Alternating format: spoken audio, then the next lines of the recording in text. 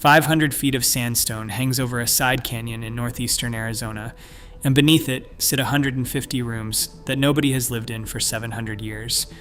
The roof beams are still up. The mortar still holds the fingerprints of the people who pressed it in. Visitors say it looks like the owners stepped out last week. The textbooks give you one sentence for why they never came back: a drought. The desert turned on them, and they walked away.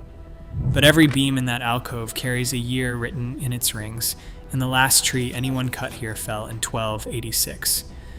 That date is the problem, because the people who left this canyon were not starving when they built it. They were putting up new rooms, and the drought that gets blamed for everything cannot explain why every last one of them left. The canyon system is called Sigi, a branching cut of Navajo sandstone in the far northeast corner of Arizona, on land that belongs to the Navajo Nation. 3 cliff dwellings survive inside it under federal protection. Keat Seal, roughly 150 rooms and 6 kivas packed into a single alcove. Beta Taken, around 120 rooms tucked into a natural amphitheater in the rock. An inscription house, too fragile now for anyone to visit at all. Everything here survives for 2 reasons, and neither of them has anything to do with the builders. The air is dry enough that wood does not rot. The overhanging cliff takes the rain and the snow before either can reach the walls. Between them, they held on to material that almost nothing else on this continent has held on to. Roof beams still seated in their sockets, wall plaster still gripping the stone. Cord, corn cobs, sandals, a desiccated parrot carried north by traders and left behind when the people went. Richard Wetherill reached Keat Seal in March of 1897, following a canyon he had no particular reason to follow. What he found he described as the finest collection of pottery he had ever seen, and the pottery is what made the site famous. The pottery is also the least important thing anyone ever took out of that alcove. The most important thing was the wood. Here is the correction that reshapes everything after it. At the turn of the 20th century, an astronomer named Andrew Ellicott Douglas came to Arizona to study sunspots. He was after a link between solar cycles and climate, and he needed a long record of weather that nobody had written down. So he started counting tree rings. A wide ring meant a wet year, a narrow one meant a dry year, and the pattern of wide and narrow ran like a fingerprint through every tree that lived through the same seasons. Match the pattern in a living tree to the pattern in a dead one, and you can walk the calendar backward. Match it again, and eventually you reach wood that was cut before anyone in Europe knew this continent existed. Douglas did not invent that method out in the living forests. He built it on roof beams pulled out of ruins exactly like this one. The science that dates the entire ancient Southwest was assembled in Arizona, from Arizona timber, in Arizona ruins. This state is not the backdrop to the story. It is the instrument. And that instrument does something no other line of evidence in American archaeology can do. Every collapse, every abandonment, every ending recorded on this continent is dated in centuries, or in a range of 50 years, or in a radiocarbon result that arrives with a margin of error attached. Not this one. This one is dated to the year the axe went into the tree. That precision is about to become a very serious problem. People had been using the Keat Seal alcove long before the village that stands there now. Excavation turned up pite houses cut into the same shelter as early as the 9th century, small, scattered, the work of a few families. Then the alcove went quiet for generations.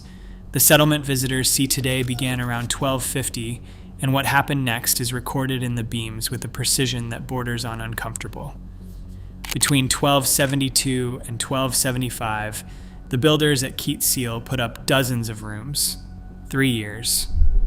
Not a wall repaired here, and a storeroom added there, a coordinated construction spree that reshaped the entire alcove. Building continued after that, slower, more piecemeal, which is why the finished village has the mismatched look it still has today.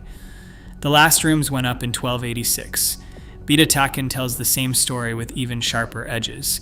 The village was founded in the late 1260s, and Jeffrey Dean of the Laboratory of Tree Ring Research at the University of Arizona worked out the sequence beam by beam.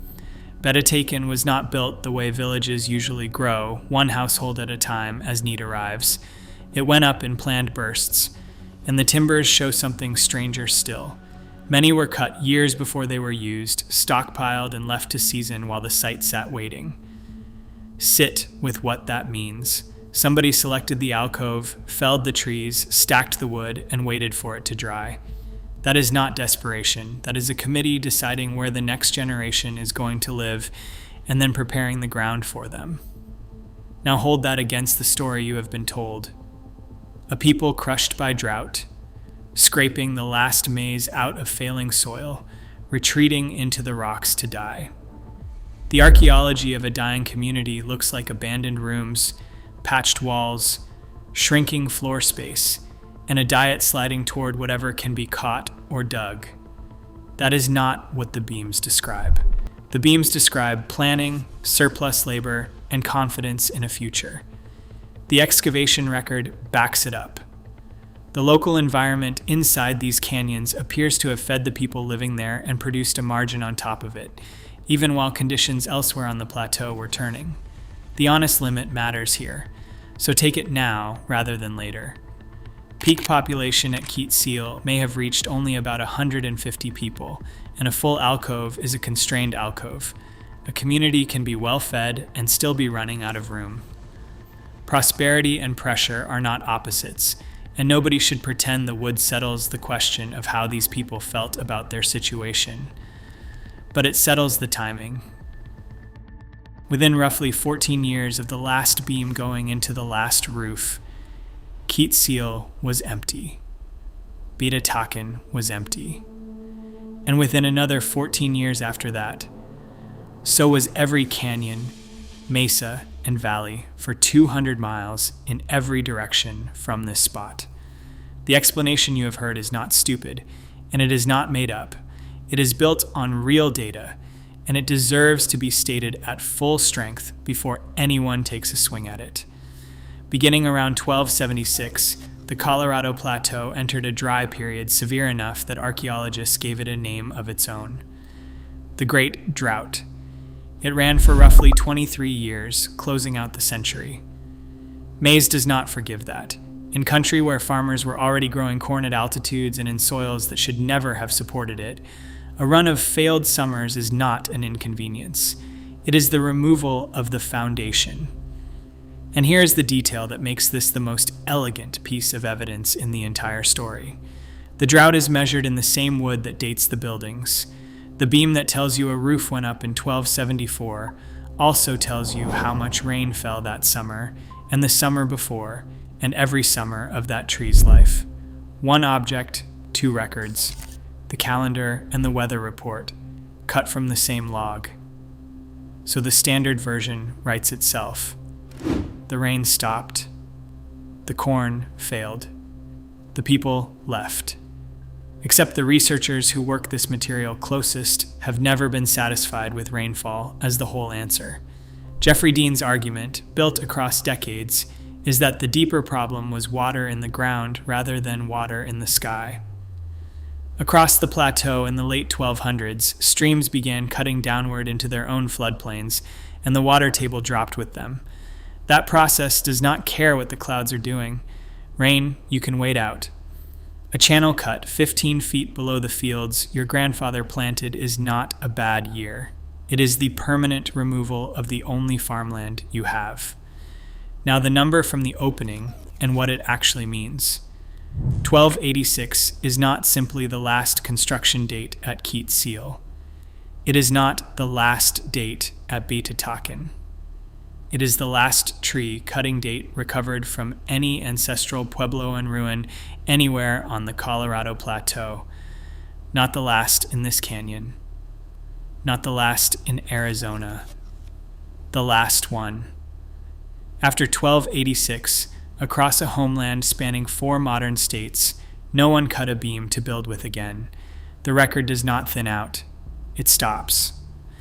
That is the fact that has anchored the drought explanation for most of a century, because the timing lines up almost perfectly. The dry years arrive, the building stops, the canyon's empty. Cause, effect, case, closed. It has been printed on museum placards and taught to school children and repeated in documentaries for longer than any of us have been alive. And then, in 2002, a team of researchers decided to prove it properly. Not with pottery or pollen, but by rebuilding an entire Arizona valley inside a computer and running the 13th century again from the beginning. The computer would not empty the valley. The place they chose was Longhouse Valley on Black Mesa in northeastern Arizona, home to the same Kayenta people who built the cliff dwellings in Sigi. It was chosen because it had been surveyed to exhaustion. Archaeologists knew where nearly every household in that valley stood in nearly every century, which meant they already had the answer. What they wanted was a machine that could reach it on its own. The study appeared in the Proceedings of the National Academy of Sciences in 2002, led by Robert Axtell with Joshua Epstein, Jeffrey Dean, George Gummerman, and their colleagues. The method is easier to follow than it sounds. Using tree rings, soil maps, and reconstructed hydrology, the team calculated how much maize every hectare of that valley could yield in every single year from the 8th century to the 14th. Then they filled the valley with simulated households. Each one farmed a plot, ate, had children, and when its land stopped feeding it, moved somewhere better or died out. No grand theory of collapse was written into the code. Just families, corn, and land that got worse. Then they pressed run and watched 500 years go by. The results were genuinely impressive. The simulated population rose when the real one rose, peaked close to where the real one peaked, and fell when the real one fell. The households even settled in roughly the places the survey had found them. The environment really was deteriorating, and the model demonstrated it with a rigor nobody had managed before. And then it failed, in the one way that matters. The simulated valley never emptied. Households kept locating land that still worked, and they stayed on it. To drive the population all the way to zero, the researchers had to push the model past what the environment alone could justify. Nothing in the corn, the soil, or the rainfall was sufficient to produce the ending that actually happened. That is the sentence this entire story turns on. Environmental collapse explains why the 13th century was brutal. It does not explain why every last person walked out. Be honest about what this is. It is a model, not a trench. Its parameters were tuned by people who already knew the answer they were aiming at, and in 2009, Marco Jansen reran the work and found the quality of the fit leaned heavily on those choices. Anyone quoting this study as proof of anything is overreaching, but the failure survives the criticism, and that is the point. You can argue about how closely the curve matched. You cannot get a farming population to exactly zero on hardship alone, under any reasonable settings, because farming populations do not behave that way. Bad years produce refugees and remnants. They do not produce empty countries. Something removed the remnant. Something convinced the households on the land that still worked that staying was not an option. If the desert did not finish this, then something inside the canyons did. Start with the buildings, because the buildings were trying to tell us something for a long time before anyone read them properly. For centuries, the farmers of the Four Corners lived where farmers live, on the mesa tops, out in the open, next to their fields. Then across the 1200s, community after community picked itself up and moved into the cliffs, into alcoves reachable only by ladder or by hand and toe holds cut into vertical rock. Approaches narrowed to a single path, walls thrown across the one easy way in. Keetseal and Beta Taken are that pattern in its finished form, and the pattern is not subtle. Nobody hauls their grain, their children, and their roof beams 100 feet up a cliff face for the view. They do it because of what is down on the flat.